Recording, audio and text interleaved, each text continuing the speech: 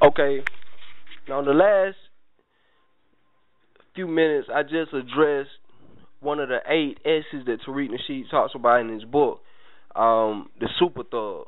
And just because of the fact I just addressed the super thug, I want to kind of do those brothers justice and differentiate those brothers who really out there on that limb versus male attention whores who just seen somebody on TV or in a music video or something like that and they just wanted to emulate and get attention or whatever and they think it's cool or whatever, versus brothers who really out there on that limb, because most of the brothers I know of that sell drugs or whatever out there who live in that life or whatever, they don't like getting locked up repeatedly. They don't like not being able to get a legit job because they got all this crazy stuff on their record. They don't like all this living like this, you know what I'm saying? They don't like that stuff, you know, they just do it because it's not many other options left for them or whatever, and believe it or not, they are actually receptive to a lot of your liberation knowledge, because they integrate knowledge and they know how important it is to deal with true information or whatever, okay? And just being realistic, nowadays, our generation, me being a younger individual myself, not super young, not a teeny bopper, but a younger individual, our generation is more geared toward information because that's the direction that the planet is going toward in this new cycle. Those beings in the past, you know, were more physical beings or whatever. They dealt with more things, just like our grandparents and stuff like that. They were in the civil rights movement, getting bit by dogs and stuff like that, or whatever the case may be. These individuals who, you know, been to prison or whatever, did their time or whatever the case may be, they're more, a little bit, they come from another time. They different beings than those of us who walk the earth now or whatever. So it's not for us to, you know, emulate them if that's not really who we are. If that's who you are, that's who you are. But if that's not who you are, it's not for us to emulate them or whatever, because we have to break new barriers and we have to build on to whatever they left behind or whatever. But that's just really what I wanted to kind of touch on as far as that, because I did mention, you know, the super thug. So not to harp on that, as I always say. But what I want to touch on now, you know, I got to let the Curtis Mayfield ride. Okay, but what I wanted to kind of touch on in this last little segment I want to do is natural sexuality. What we were like before we encountered these over-sexualized people. So you can really kind of see the difference between our real culture versus what's been superimposed upon our culture, or what's been put on top of us so we have to accept what we've been forced to accept as far as this. Okay, let me just touch on this. I just want to quote from a book called The Sacred Records of Atum Ray, okay, affectionately called the Black Book, okay. Originally, sexual intercourse was only for reproduction and pleasure was given as a gift, but it was forbidden for other than that, and especially not for lustful gratification. The exact time was given for reproduction of your people so as not to have them born any month and any time, any season, so as to create all kinds of personalities. The leader of our clans told us by the stars when to give birth. Sex was a sacred ritual, and that's not the first time you've heard that in this whole discourse about the Blackpages. I know we went through the whole street culture thing, but I'm about to bring it back around so you can kind of see the full scope of this. You might have to listen to this lecture more than one time to really, because I know we went over a lot of stuff. But as he said in Behind the Nine Ball series, sex was sacred, okay? And when he refers to sex as being a sacred thing, when he refers to people being born out of season, basically what he's referring to is if your mom's a Leo and your dad's a Leo, you'd be born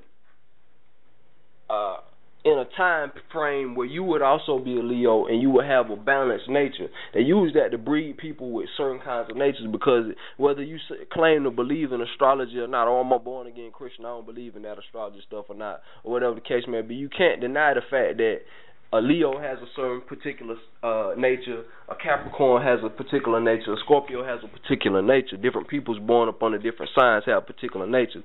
Although it is a little bit more complicated than, okay, I'm a Leo, I'm a Scorpio, I'm a Virgo, whatever the case may be, because those are just your sun signs. It's more to it than that, but at the same time, just based off of those basic classifications, you can tell the difference. Well, we use things like that to breed people of specific natures, and that's another one of the things as far as the ills of our society today. We have people born out of season. Not to mention we have all these ills in society, the over-sexualization of our society, being born in a household without a father figure, all this stuff like that we deal with. But we also dealing with people who, a person might be, your mom might be a Virgo, your dad might be a Leo, you might be a Gemini or whatever, and you really don't know your own true nature. So you act out in certain ways because you don't comprehend your own true nature. So you respond to a lot of stimulus in your outside surroundings in different ways or whatever. So that's just one thing. That's just a tip of the iceberg, and that's the important thing about understanding our culture. Because one thing about it, you're African whether you accept it or not. You know, you're an African person whether you want to be a Indian, whether you say, well, you know, I'm Puerto Rican or I'm Venezuelan or whatever you want to be, and you try to run away from Africa or whatever the case may be, you're still an African because that's just what you are. So different things apply to you whether you accept them or not. But I want to take an excerpt from a book in the Actual Fact Book series number 109 called Genetic Kiss. Okay, the heredity tendency of an organism is to transmit its own nature to its descendants. So there is much to one open-mouth kiss and even more to sexual exchange of body fluids. You are like all other 30 people's genes for 4 generations back. Even their zodiacal signs affect you. When you kiss someone or exchange any bodily fluids, you are taking in the genetics of all 30 people and everything about each, good and bad, diseases, emotions, all of it, whole beings. So basically, what Malachi Coby New York is saying in that excerpt is that when you exchange bodily fluids with somebody, you're exchanging much more than your bodily fluids. And that's why sex was sacred, because all this was taken into account. Just like we were saying, you might have an ancestor who was a chemist or something like that, but you don't have the proper schooling to be a chemist or whatever. And you grew up in certain circumstances, you're a product of your environment, so you might become a street chemist. You understand that? So you might have the genes of a butcher or somebody in your family or something like that, and you might not have the circumstances to make you become a butcher, so a person might become a serial killer or something like that off the strength of that. Just different things like that or whatever. So it's very important for us to understand our nature, and that's why sex is very important. It's over-sexualization. It takes us away from who we really are and the science of who we are, as far as like the knowledge aspect of who we are, and we get caught up in the lustful aspect. I'm just trying to get a nut, as we say. I'm just trying to do something that feels good or whatever. There's much more to this thing than that. Okay, and just to take it back, okay, I just want to touch on it. We had a deity in ancient Tamaray, in ancient Egypt, ancient Nuwaupians, as we call it, called Men. Okay, the deity Men, also known as Amsu, was known as the procreator. All right, he's in the form. He's a personification of the deity Amun. Amen. So just like you have you say amen at the end of your prayers, religious people, you really calling on the names of an Egyptian deity, or more correctly, as we explored that in the second volume of the Blackpages, an Ethiopian deity. You understand? So he's represented as a human with an erect phallus. He was a deity who was dealing with the self-control and potency. This self-control enabled Ethiopian human deities to satisfy themselves and their female mates without ejaculating, as well as the ability to engender hundreds of children, which ensured eternal life. They lived as long as their seed was and is alive. Okay, a man's desire for sexual intercourse with females can cause him to be ruled by his lower nature. Okay, So that's pretty much what we have been talking about. But just like I was saying, they didn't have Cialis, they didn't have all this other stuff. They had spiritual practices that enabled them to do things like engender multiple children and stuff like that, and actually be able to satisfy their woman or whatever without depleting their physical resources and everything like that.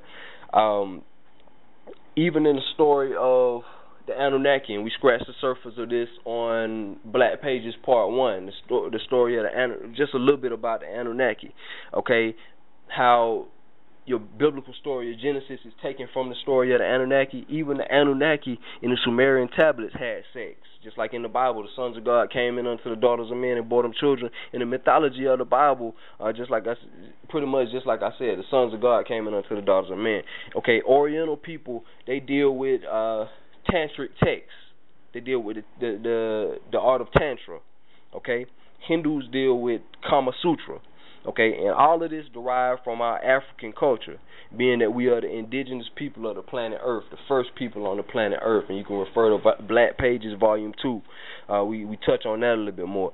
According to our ancestors, eternal life for a person or for a race is continual procreation of that person's family or kind, okay? Sex was dealt with as a ritual in which the masculine and the feminine humans embodied and personified the divine principles of Horus and Hathor.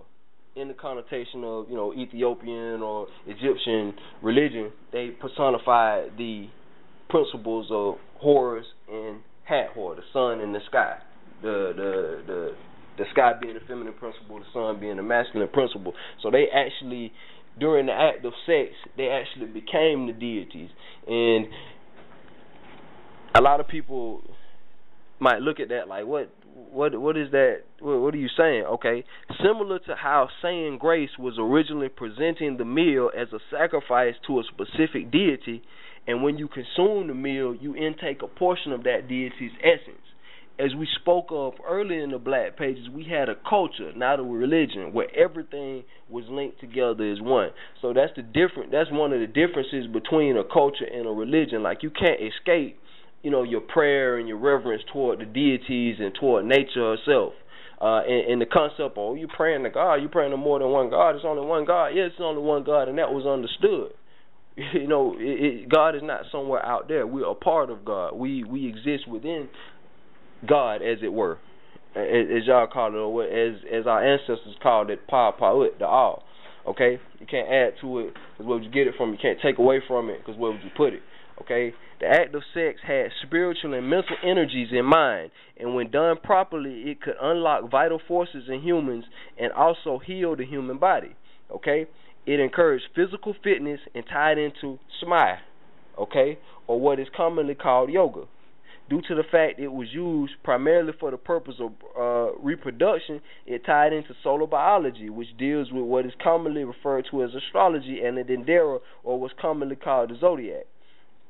Okay, and that's what we just talked about a minute ago. About if your mom was a Leo, your dad will be a Leo, and you'll be born into being a Leo, so you'll have a balanced nature. So you'll be able to, just like if your dad was a drummer, everybody in your family was a drummer or something like that, you'll learn that craft or whatever, because it'll be thoroughly embedded in your DNA to be a drummer.